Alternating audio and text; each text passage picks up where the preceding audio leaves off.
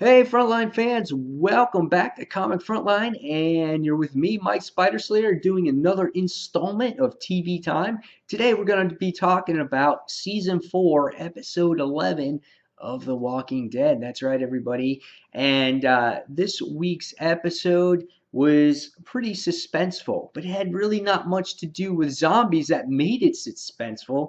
And that's what's good about The Walking Dead. They seem to, you know, uh, try to add that element of suspense to keep you on the edge of your seat. And that's what this episode did because there wasn't much story progression. And what it seems to be going on in the second half of the season is we're splitting up between groups. The first half of this season, or the first episode of this half of the season, we learned about Rick and Carl and Michonne's situation.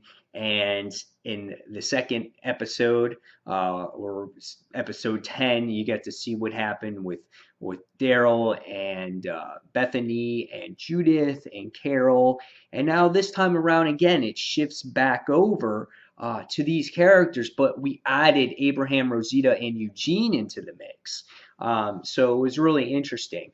Again, very suspenseful episode.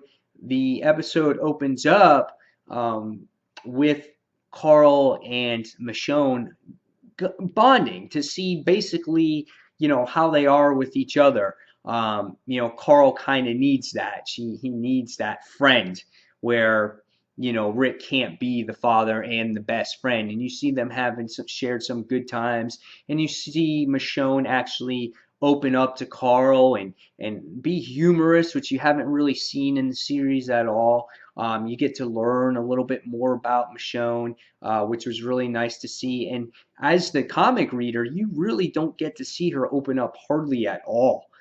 So it was nice to see her actually open up and talk about her child and things of that nature. So it was really good. And this was all going on while they were going out getting supplies. In this other half, in the other part of the story, we get to see Rick, who stays behind to try to gain some rest, but there's some invaders into the house.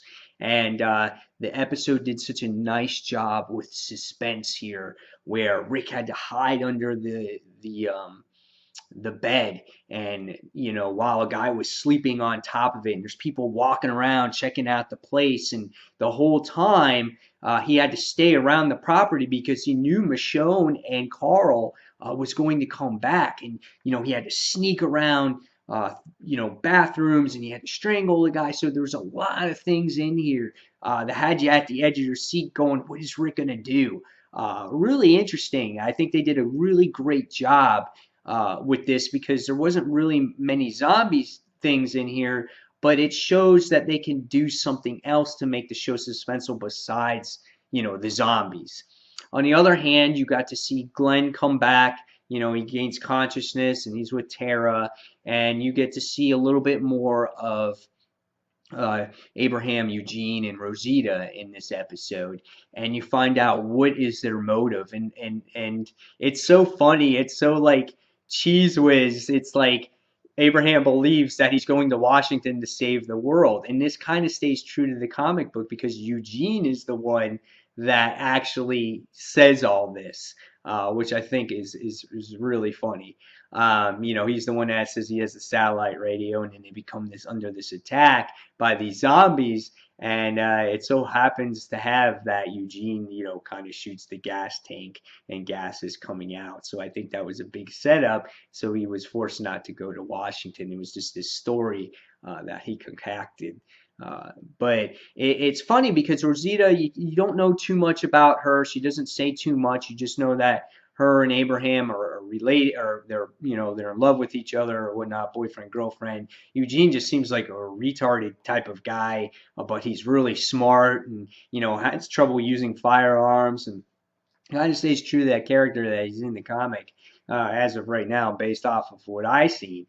But in the end, they wind up going with Glenn because Glenn wants to go after Maggie. So it'll be interesting to see how these characters all meet up. It seems like they're heading in the direction of Alexandria, that they're going to go to this safe zone and they're going to go to the community where they meet a whole bunch of other people, and they're going to live within the walls. And it just seems like we're heading into that point where the comics go, where they're going to go to the hilltop and these different communities and eventually come across Negan. That's where I see this is going, because they're all traveling down these railroad tracks and it's supposed to go to this community, because it's all saying, if you want to live, go here. So overall, not much progression in the episode. It seems like it's very filler, but they did a nice job with the suspense. And then next week, it looks like it's going to continue in that direction, going back to Bethany, going back to Daryl and the others, same thing, scavenging around.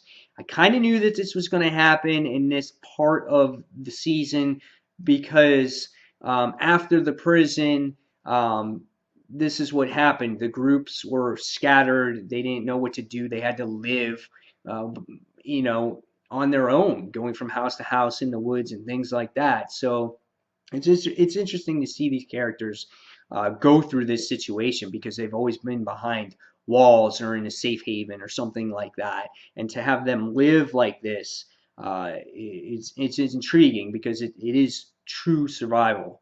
Yeah, and there goes my screen. So, guys, tell me what you think of this actual episode. Did you like it? Did you not like it? And tell me where you think this episode is actually going to go. So, guys, as always, thank you for watching Comic Frontline. And until the next comic book review, this is Mike Spider Slayer signing off. And I'll see you guys real soon. Take care, everyone. See you soon. Bye.